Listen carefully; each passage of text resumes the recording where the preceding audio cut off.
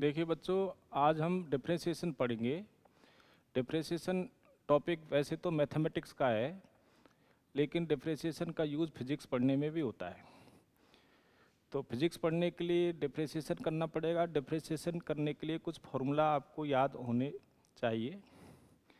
जैसे सबसे पहले जो फार्मूला लिखेंगे हम, वो एल्जेब्रिक फंक्शंस के लिए लिखेंगे। पहली बात तो डिफरेंशिएशन का साइन क्या होता है उसको चेक करो। जैसे एडिशन आपने पहले पढ़ा है, एडिशन का साइन सभी जानते हैं, एडिशन मैथमेटिक्स का टॉपिक है। जैसे 2 + 4, अब एडिशन का साइन हम हटाते हैं तो 2 और 4 का क्या हो जाएगा 6।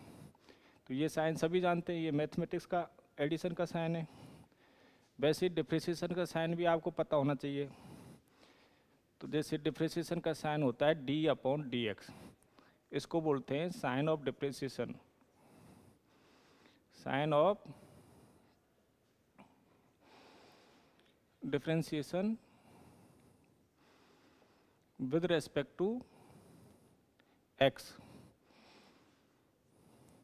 ऐसे d/dy, इसको बोलते हैं sign of differentiation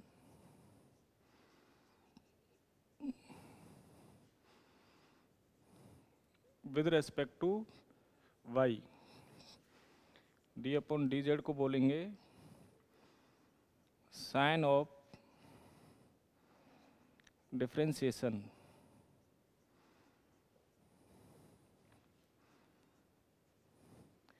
with respect to z, d/dt sign of differentiation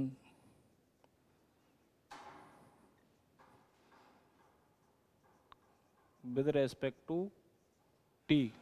t हम फिजिक्स में टाइम एज्यूम करेंगे, टाइम को t से डिनोट करेंगे, तो विद रेस्पेक्ट टू t। तो ये इसमें रेस्पेक्ट वर्ड होता है, मतलब हम किसके रेस्पेक्ट में डिफरेंशिएशन कर रहे हैं, है ना। तो अब हम किसी एक के रेस्पेक्ट में डिफरेंशिएशन के फॉर्मूले लिख लेंगे। जैसे हम x के रेस्पेक्ट में लिखेंगे तो साइन यूज करेंगे d/dx।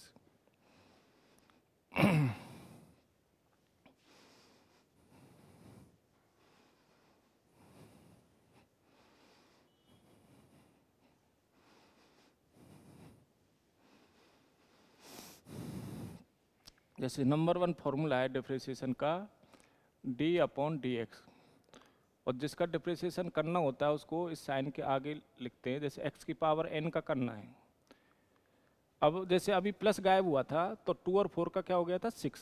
वैसे d/dx गायब होगा तो x की पावर n का क्या हो जाएगा n x की पावर n-1। तो x की पावर n का x के रेस्पेक्ट में डिफरेंशिएशन होके ये आया, इसे आप याद रखना है ना। तो ये फॉर्मूला है। हम हेडिंग क्या लिखेंगे, some formulas, some formulas of differentiation.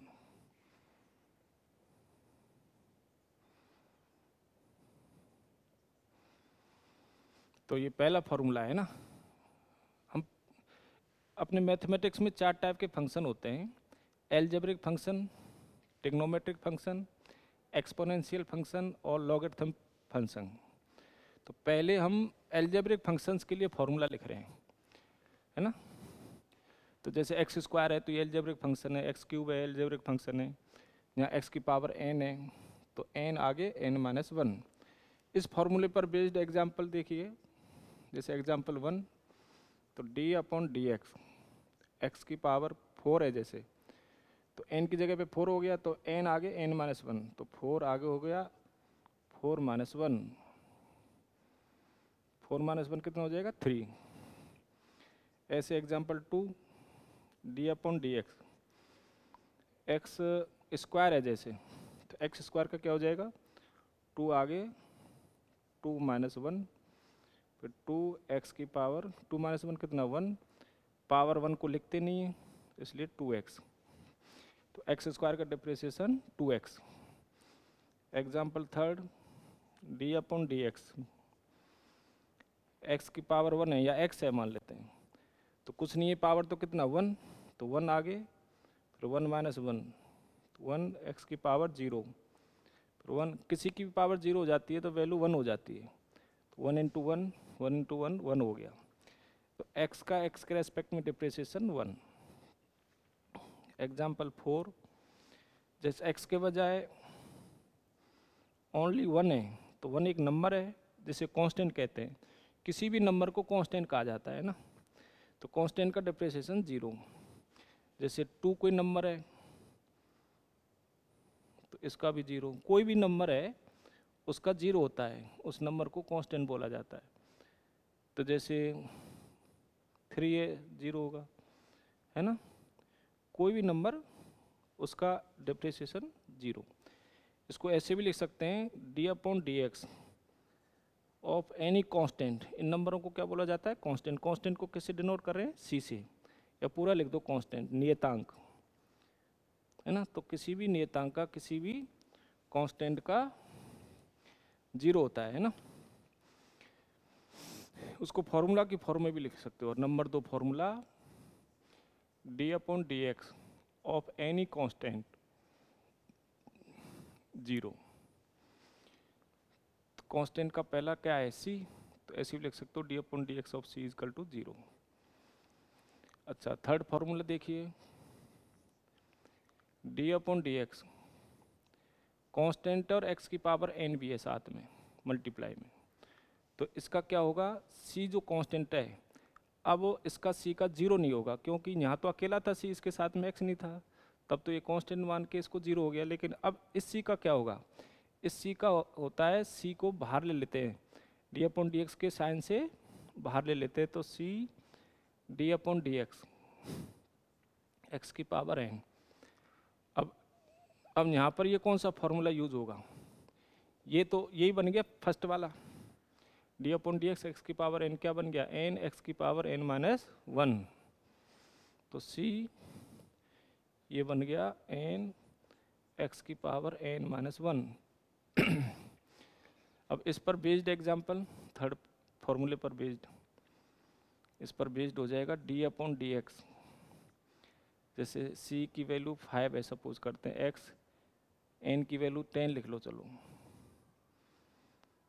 तो 5 बाहर आ जाएगा, जैसे c बाहर आ गया था तो c की वैल्यू 5, तो 5 बाहर आ गया, d/dx x की पावर 10, फिर फॉर्मूला यूज हो जाएगा ये वाला, इसकी जगह पे n x की पावर n माइनस 1, जो पावर है n वो आगे, फिर पावर 1 कम, तो 10 आगे आ जाएगा, x की पावर 10 माइनस 1, फिर 10 5 जा 50, 50 x की पावर 10 माइनस 1 कितना हो गया, 9, ये आ गया इस थर्ड फॉर्मूले पर एग्जाम्पल 1। ऐसे एग्जाम्पल 2, d/dx, जैसे मान लेते हैं 6x की पावर 8 है, तो इसका क्या होगा, 6 बाहर आएगा पहले, तो d/dx x की पावर 8, 6 8 आगे आ जाएगा, x की पावर 8 माइनस 1, फिर 8 6 जा 48, 8 6 जा 48, फिर x की पावर 8 माइनस 1 7 हो गया, ये आंसर हो गया, है ना। तो ये 3 फॉर्मूले की तरह आप याद रख सकते हो, x की पावर n का ये है, फिर ओनली कांस्टेंट हो c हो तो ये 0, फिर c इंटू एक्स की पावर n हो तो पहला और दूसरा एक साथ, तो c का क्या होगा, यहाँ पे c पहले बाहर आएगा, फिर ये फर्स्ट वाला ही बन गया, तो फर्स्ट वाले के अकॉर्डिंग n x की पावर n माइनस 1। इस फॉर्मूले पर बेस्ड ये 2 एग्जाम्पल हो गए। इसमें कोई दिक्कत, सबसे पहले साइन ऑफ डिप्रिसिएशन, साइन यहाँ पे हमने x के रेस्पेक्ट में लिखा है, हम x के फंक्शन लेके चल रहे हैं, तो साइन क्या है, d/dx, जिसका डिप्रिसिएशन करना होता है उसके आगे लगाते हैं साइन को, फिर जब साइन गायब हो जाता है, d/dx गायब हो जाता है, तो ये बदल के आता है फॉर्मूले से ये, तो इनको एज ए फॉर्मूला आप याद रखेंगे। अब इसके बाद अनदर एग्जाम्पल डिप्रिसिएशन से रिलेटेड,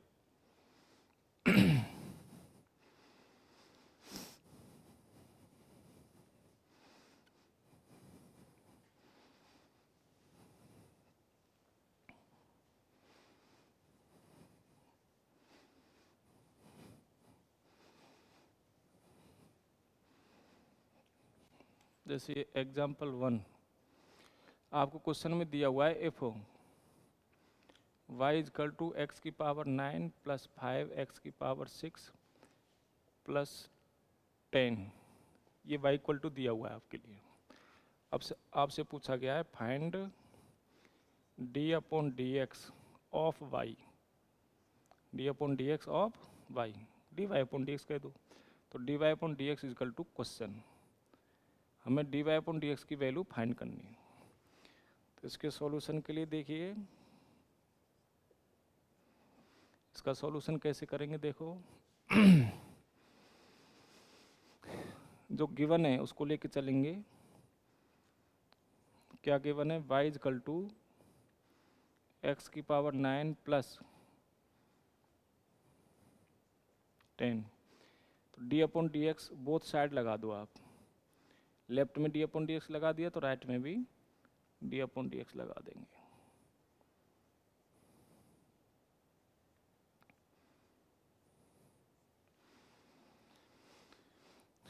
अब D Y upon D X बन गया लेफ्ट में,